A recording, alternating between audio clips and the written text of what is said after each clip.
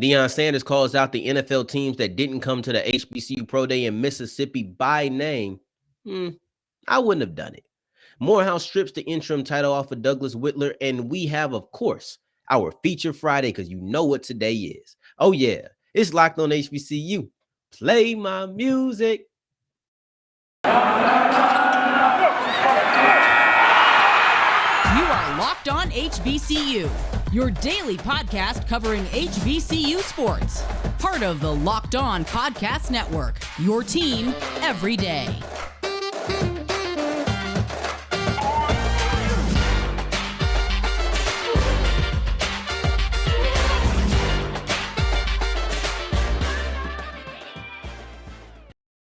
What's going on, family? Welcome back to another episode of the Locked On HBCU podcast, your number one daily one-stop shop for everything HBCU athletics, Monday through Friday, part of the Locked On Podcast Network, your team every day. And I, of course, am Darian Gray, a.k.a. the Mouth of the South, Texas Southern alum and former TSU Herald Sports editor.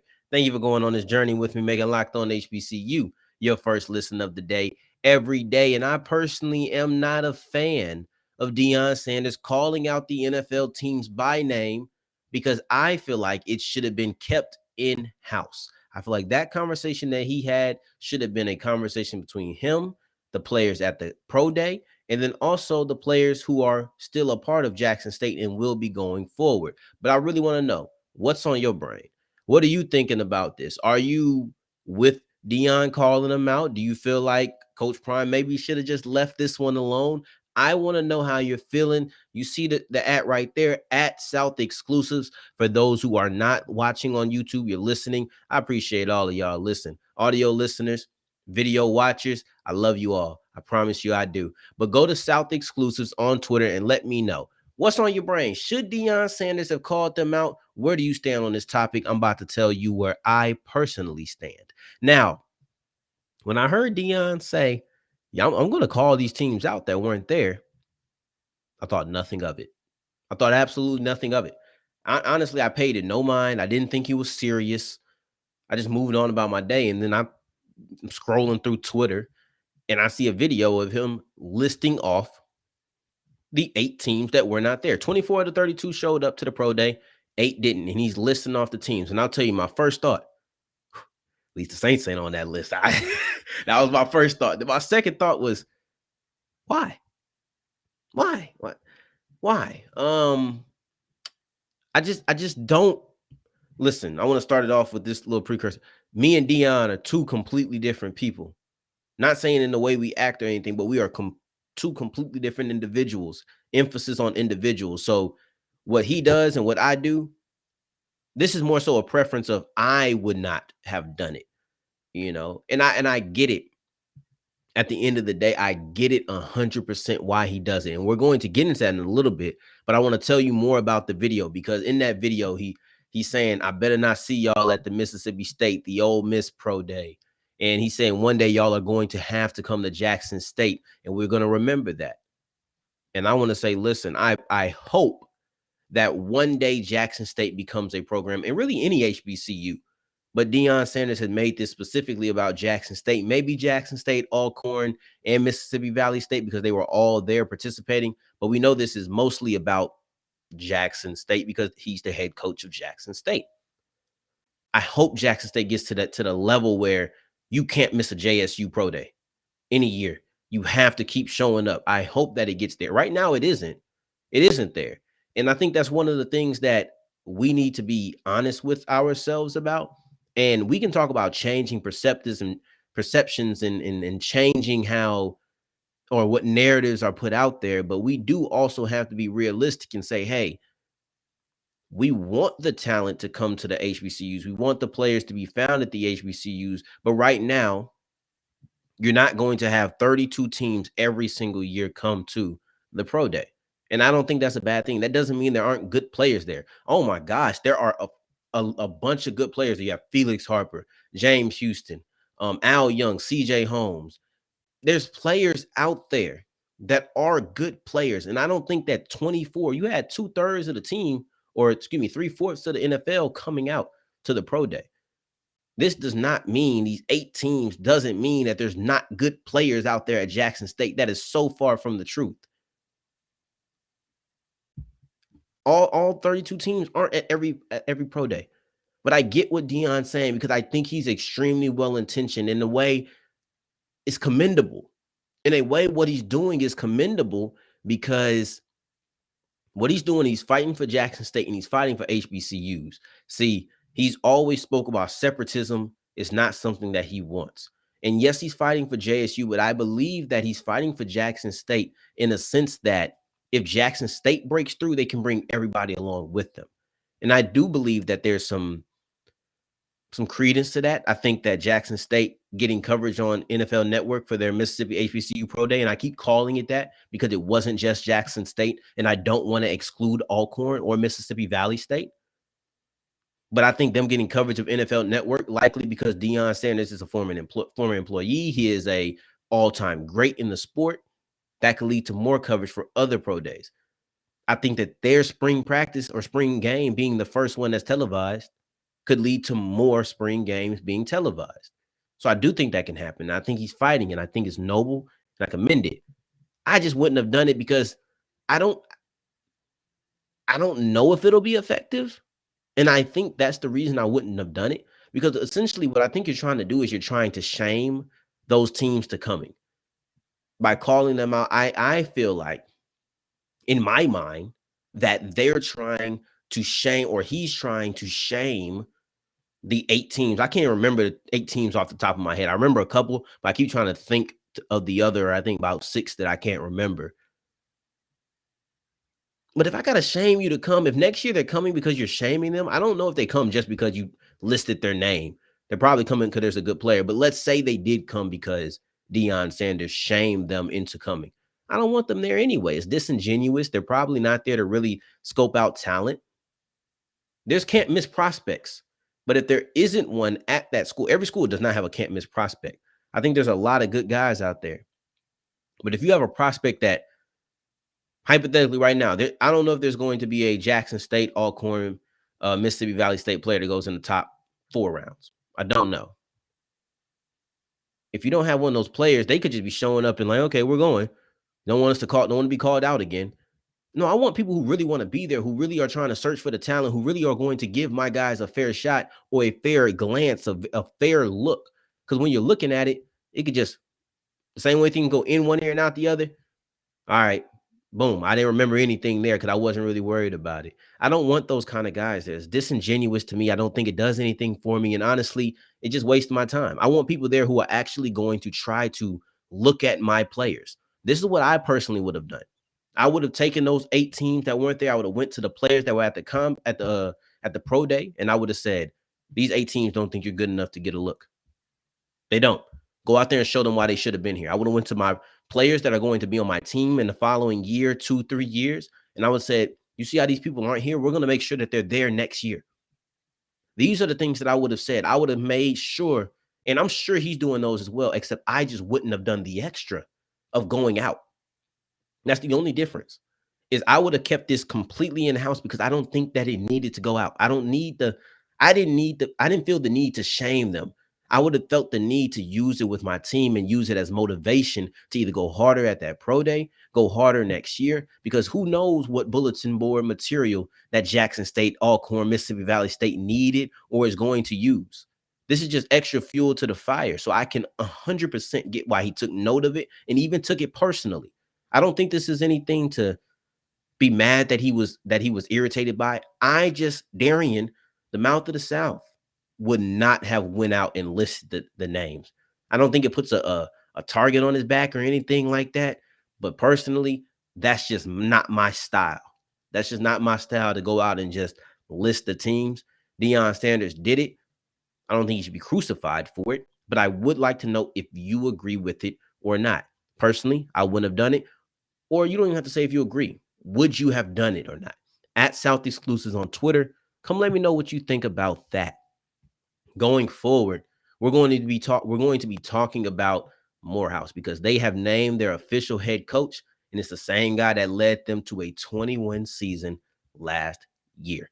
Took the interim title off. make them official. And I think this is the right move. But before we get into that, I get to tell you about your favorite protein bar on the market. Built Bar. Yes, that is your favorite. I know. I know. All right. Because they have so many fantastic flavors, so many health benefits, and they just taste good. It's not often that you can find the taste good and you find the health benefits and they just cross and they just keep going. They just keep going, just keep going because they are the same. Because you have raspberry, my personal favorite, blueberry muffin, cookies and cream, ruby chocolate. There are so many flavors to choose from. They're all delicious. They're all covered in chocolate, and they still have only 4 grams of sugar, 4 net carbs, and 17 grams of protein. Not to mention everybody's favorite, the Built Bar Puffs, covered in chocolate and a marshmallow, but still only 4 grams of sugar, only 4 grams of net carbs, and I'm still packing a ton of protein on top of it all. Point me in that direction. And that's built.com. And you got to use the promo code LOCKED15 because I want to save you a little money and get you 15% off your offer. All right, so we keep on rolling on today's episode of Locked On HBCU. Thank you for making us your first listen of the day every day. And today's word of the day is reciprocate, meaning to do something for or to someone who has done something similar for or to you. And I want to talk about this because I think there is a little bit of reciprocation right here. And I want to talk about how Morehouse made the complete correct decision to strip the interim tag off of Douglas Whittler. Now, I think that Morehouse, I don't know, right? But I think Morehouse made the correct decision when they settled on Douglas Whittler. And no, I don't want to say settle because I'm trying to be more cognizant of my words, be more aware. I'm trying to be more aware of them before I say them. But when I say them, I try to walk it back. I want to be deliberate and I don't want to say settle because I don't want to make it seem like they shot high and all right, well, Douglas was here and that's where they went. No, I honestly, I think after what happened in last season, it was an easy decision. I think it was the easy decision to say, yeah, we're gonna run it back with Douglas Whittler and not on some, all right, you got another year to prove it again. I think they said, no, we're going to run it back and we're going to rock with you for a while because he's shown a lot of loyalty to Morehouse, and we're going to talk about it because he's been with this program for 13 years, and they've reciprocated it by giving him the shot as the interim head coach, and he paid off, or he took advantage of that reciprocation, and now he is the official coach. I think this was completely the right decision. Let me get into why I believe that, though. So if there was any reservations on if Douglas Whittler was the right coach or not, then I personally hope that he shut all of that down this year because he performed absolutely great. He had that team on fire in this season. They had their longest win streak in school history of 18. In this season, he only had 2 losses within the conference. In this season, right? Because I'm still naming everything. He's been here for 1 year. In this season, they won the SEAC East. In this season, they were a bucket away from being in the SEAC finals. And this was all done in his first season. Did I mention that they had 20 wins? I think that was pretty understood. You know, they won 18 in a row. They were able to get it to 20. First year, first 20-win season. This is absolutely great. I think this was the right thing. So I believe that right there personally should have put it to bed. And the only reason I think there might have been some questions, some reservations is, was he ready to be a head coach? See, before he was the interim coach, he was the associate, he was the assistant head coach from 09 to 15. From 15 thereon, he was the associate coach. And all of this was at Morehouse.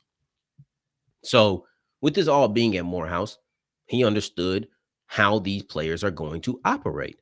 And it was always under Grady Brewer, and Grady Brewer passed away in the summer. Then it led to the interim title. That's how we got here. Just so we can speak on that. But when Brewer was the coach, well, Whitler was right there through multiple 21 seasons. He was there when they were the number 1 seed, won 25 of their 28 available matchups, and were the number 1 seed in the D2 tournament. He's been there. He's been there through success. He's seen it. He's been a part of it.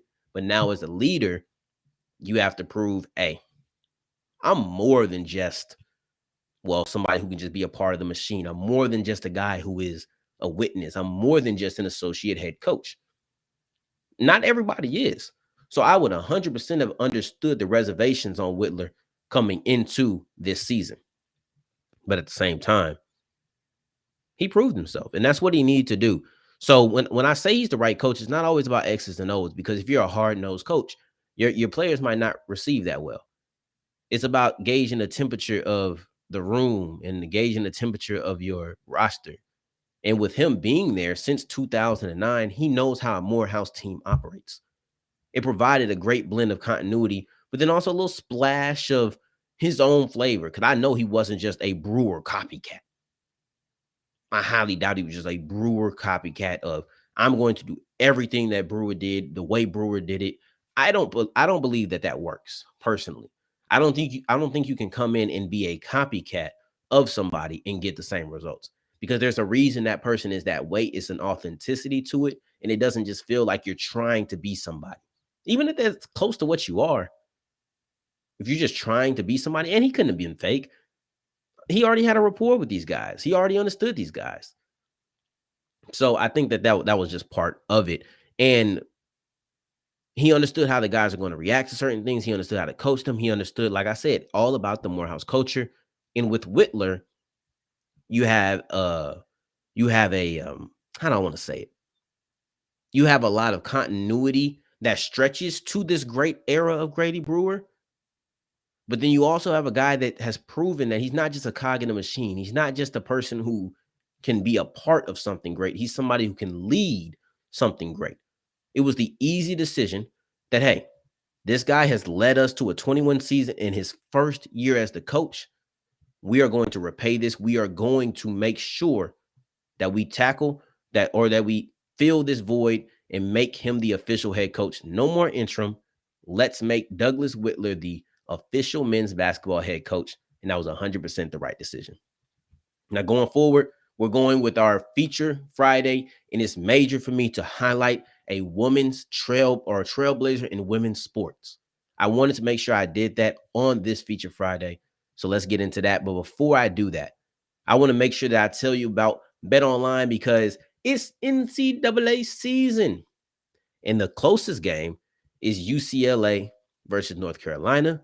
In the farthest game, or at least the game that has the widest spread, which is at 15.5, and that's St. Petersburg. Like, man, this St. Petersburg and Purdue game, because I wanted to make sure I got the matchup, it's 12.5, right? While North Carolina and UCLA is at 2 points. So it's a wide margin between the lowest and the highest, but you can find all of that on Bet Online. That is official Bet Online spreads right there. But don't just stop in March Madness. Go to the NBA. Let's keep it in basketball today. Let's get into the NBA. I was listening to the radio today, and they were talking about the playoffs. It's only like 10 games away, and where these matchups could lie. I cannot wait to see what the odds are, what the player props are going to be, and all of those things that we have to get ready for when it comes to the playoff season. Who's going to be the first team to get a sweep? Let me know, and then go put some money down on things of that nature when the matchups come out. You know where to go. BetOnline.net is the fastest and easiest way to wage on all of your favorite sports. BetOnline, where the game starts. Our next partner is somebody that I use on a daily basis, and that is Athletic Greens. And I first started taking Athletic Greens because I wanted to help my gut health. First off, you want to make sure that your body is a temple. You want to make sure that it's right. But then also, who wants to hear your stomach rumbling all day? Not you and not the person next to you. But then I fell in love with it because it provided me with a supplement that actually tasted good. I needed both of those things. Now, with one scoop of Athletic Greens, you're going to have 75 high-quality vitamins, minerals, whole food source superfoods, and then also you're going to have probiotics. I need those things. Now, when do I take it? I take it in the morning because it provides me with peace of mind that my body is going to work like a well-oiled machine through the rest of the day. That's when I personally like to take it, either right before or right after I eat breakfast. That's my schedule in it. Now, Athletic Greens has 7,000 5-star reviews, and then it's cheap. It's $3 a day. So, I mean, it's well reviewed, and then it also doesn't cost you that much. I mean, why wouldn't you get it, right? To make it easy, Athletic Greens is going to give you a free 1-year supply of immune-supporting vitamin D in 5 free travel packs with your first purchase. All you have to do is visit athleticgreens.com/college. Again, that's athleticgreens.com/college to take ownership over your health and pick up the ultimate daily nutritional insurance. All right, wrapping up today's episode of Locked On HBCU. I wanted to make sure that our feature Friday was right. It was proper because it's Women's History Month. And this is our last feature Friday that's going to fall within the month of March. Our next one will be on April Fool's Day, but I wanted to end it off. And that had to be with the right person. And that is one of our women trailblazers, and that's Althea Gibson, somebody who has persevered, somebody who has broke ground and created history in not one but two sports, an absolute phenomenal person. And I want to talk about Althea, and I want to start. Let's go chronological. Let's just start from the top and keep going down because Gibson is more than an HBCU trailblazer. She went to an HBCU, but her scope and her impact is so large that just putting it on the HBCU would be taking away a large part of her career. So let me briefly touch on her HBCU heritage, her HBCU history. She went to FAMU, Florida A&M, right? And she graduated in 1953. She hated school, or she skipped school. She didn't like school as a youngin'. Those things never shook. And it was one of those things that affected her in college, where she was thinking multiple times, I might as well just drop out and join the Army. Boy, are we glad that she didn't do that. But also that sticking through it and going through it, that speaks to the perseverance. That speaks on her ability to get through the mess, and something that she spoke about before. But getting through that is something that she was going to have to do through her whole career, because when she first got into tennis, she couldn't even play tennis on that level. She couldn't even play, and it took the number one player in the country at the time to write about her in I think a magazine or some sort of article before they finally said, you know what, we do need to let this girl in. And man, when I tell you, when Gibson got in there, she was wreaking havoc. She was reaping absolute havoc. In the International Tennis Hall of Fame's official website labeled her or likened her to the Jackie Robinson of tennis. And I think it's so appropriate because she was the first Black woman to be playing tennis on that level. They weren't allowed to at the time. And that was the beginning of a career that became a Hall of Fame career. And in that career, she had a phenomenal, I'll make sure I get these numbers correct. She was 53-9 in the majors. That's in the Grand Slams and all of that. She was 53-9 in those games, right? She was the number one player in the country in 1957. That was probably her best stretch of tennis at the time. Oh, and then let me tell you about everything that she's accomplished. In the 4 Grand Slams, she has won in every single one of them. The only one that she didn't have a singles title in is the Australian Open. In every other one, in the French Open, in Wimbledon, in the US Open, she has both a singles, at least one singles championship, and then a doubles championship. And Wimbledon is by far her best, or not by far, because US Open is right there too. But those two events were the best for her. And Wimbledon was her personal best, as she won 5 championships in that Grand Slam. So she was absolutely dominant. You saw her balling, and through 1956 through 1958, she appeared in 19 finals and won 11 titles in that 3-year span. So she was showing up and showing out, shutting it down, and all of those other good things that you want to talk about. And when you look at it between 1956 and 1958, she won 11 titles, had 19 finals appearances. So when you look at it, she was 11-8, had a winning record in finals. We always talk about like the game sevens, the Super Bowls, the finals. Those are the type of things that really make, or, really make your legacy. And she was showing up and she was absolutely crushing it. Mind you, she was doing this in singles, she was doing this in doubles, and she was also doing this in mixed doubles. So I think that her versatility, her ability to do it in just by herself, with another girl, and then also with a guy, man, she was doing it on all different types of levels. But she says, you know what? I'm going to pivot and I'm going to go to golf. And in golf, she was the first Black woman to play professionally there too. And it's like, You ain't go through enough growing up, having your hardships and everything. You want to go through and you want to say, all right, well, I'm gonna be the first black woman to play professionally in tennis. And then when that wasn't enough, you're gonna go and you're gonna be the first black woman to play professionally in golf. And I just think that going through and doing that, it just speaks to the groundbreaking nature of her because, man, it's not black tennis, it's not white tennis, it's tennis. And because that's where most of her impact was, more so than golf. But you introduced a whole new group of people to say, oh, I can do it on that level. Like now it's common. You see Serena winning everything, arguably the greatest of all time. You see Naomi Osaka out here winning. You see people like Coco Gauff, Sloane Stevens. You see black girls represented on the tennis court. At that time, you didn't.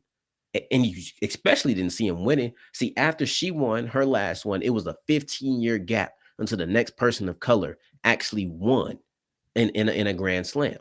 And I think that she should be remembered for the perseverance that she had when she was at FAMU, saying, nah, I might go to the military and not doing it, and then showing that same perseverance to keep grinding, and getting through to the professional tennis level, to the professional golf level. She should be remembered for that perseverance, but then also remembered for being a groundbreaking, historic athlete in not one, but two sports.